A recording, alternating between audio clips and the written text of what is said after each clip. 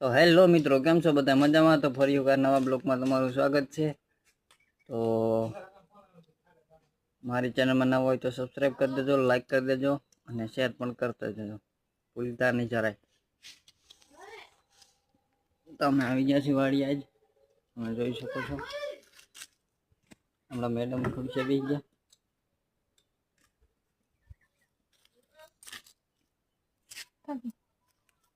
મસાલો ખાવો છે?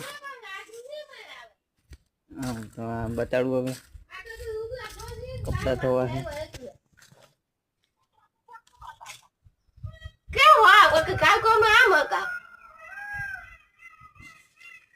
તો એ કપડા ધોવે છે વાડીએ.